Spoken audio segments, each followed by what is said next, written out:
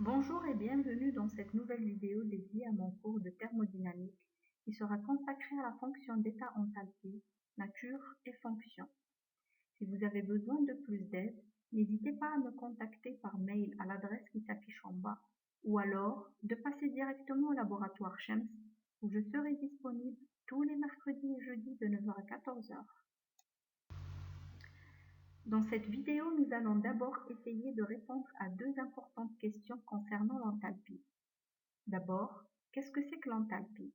Que signifie cette grandeur thermodynamique? Et surtout, à quoi sert-elle? Comment peut-on s'en servir en pratique dans la résolution des exercices thermaux? Donc, pour bien comprendre l'intérêt de l'enthalpie, il faut d'abord faire un petit retour sur le premier principe de la thermodynamique. Donc, le premier principe de la thermodynamique s'exprime pour un système qui ne serait globalement pas en mouvement comme suit. Delta U égale à W plus Q, avec delta U la variation d'énergie interne du système, W le travail des forces exercées sur le système et Q des échanges thermiques reçus par le système. Donc en utilisant ceux de cette version-là du premier principe, on peut déterminer selon la nature des exercices la température finale du système, la pression finale du système, la quantité d'énergie échangée avec l'extérieur, la quantité de chaleur reçue, etc. Donc c'est un principe qui sert à beaucoup de choses et qui permet de retrouver de nombreuses informations sur le système en fonction de l'exercice que l'on a. Mais pour pouvoir utiliser ce principe, il faut en particulier calculer le travail W des forces exercées sur le système. Ce travail, on peut le décomposer essentiellement en deux parties. Le travail des forces des pressions et le travail des autres forces que les forces de pression qui peuvent occasionnellement se rajouter. En fait, ce travail autre ne pose pas de problème parce qu'il n'intervient pas souvent. Et quand il intervient, il est aisé de le calculer comme en mécanique. Ici, on va s'intéresser au travail des forces de pression. Ce travail-là, on a vu qu'il était facile de le calculer dans essentiellement 4 cas.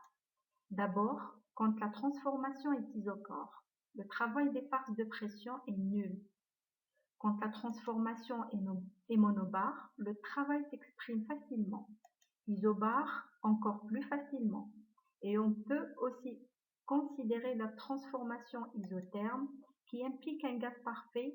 Donc, on rappelle les résultats des différents calculs ici. Quel que soit le cas considéré donc, qui regroupe quand même un certain nombre de cas en thermo. On a besoin, sauf pour localiser au corps de parfaitement connaître la variation de volume du système, de l'état final à l'état initial. Dans beaucoup de situations, cette variation de volume, elle peut se connaître facilement. Donc, dans ces cas-là, il n'y a aucun problème pour appliquer le premier principe, mais il y a des situations où c'est plus délicat. Par exemple, vous avez un liquide, comme de l'eau, qui est dans une enceinte sous pression atmosphérique. Et donc, là aussi, il y a de l'air dans l'enceinte et que vous vaporisez une partie de ce liquide. Donc, vous allez obtenir à la fin un équilibre liquide-vapeur avec la phase liquide qui aura un petit peu diminué et la phase vapeur qui aura pris la place. Cette transformation-là, qui est donc un changement d'état, elle est isobare et isotherme. Donc, a priori, elle devrait rendre facile l'utilisation du premier principe. Toutefois, pour pouvoir calculer le travail des forces de pression, il va falloir estimer la variation du volume de la phase liquide et la variation du volume de la phase vapeur. Donc, ces calculs-là sont possibles. On a vu dans le chapitre consacré au changement d'état des corps purs qu'on pouvait, à l'aide des diagrammes de Clapeyron par exemple, remonter via des grandeurs au volume occupé par les différents composants, en particulier quand il y a un équilibre de phase, mais ça prend du temps. Et si on devait le mesurer en pratique, ça serait pareil. Ce sont des mesures qui demandent beaucoup de temps. Donc, on va essayer de voir s'il ne serait pas possible de bidouiller en quelque sorte ou bien modifier le premier principe pour nous éviter à avoir à calculer ces variations de volume, en fait, à calculer le travail des forces de pression et c'est ce qu'on... Revenons sur le premier principe tel qu'on le connaît pour le moment. On va se placer dans une situation qui est moyennement contraignante. Prenons le cas d'une transformation monobar, pression constante à l'extérieur, et on va imposer que l'équilibre mécanique soit réalisé à l'état initial comme à l'état final de la transformation, c'est-à-dire que la pression initiale du système, c'est la même que sa pression finale, et on va noter ces deux pressions P. La pression peut changer pendant la transformation, mais elle doit être impérativement identique au début et à la fin. Donc, une fois ces hypothèses posées, nous allons réécrire le premier principe. En développant le travail qu'on va séparer en travail des forces de pression et travail autre, comme on a ici affaire à une transformation monobar, on va pouvoir écrire le travail des forces de pression comme étant moins P delta V. Donc, le delta V est la variation de volume, donc c'est le volume final moins volume initial. V représentant ici la pression, que ce soit la pression initiale ou la pression finale du système, qui est donc forcément égale à la pression extérieure, puisqu'on est à l'équilibre mécanique. On va développer cette parenthèse au milieu, et comme la pression initiale et la pression finale sont les mêmes, dans le produit qui implique le volume final PF, on va noter la pression finale PF, et dans le produit qui implique le volume initial VI, on va noter la pression initiale TI. Alors, pourquoi s'embêter à faire ça?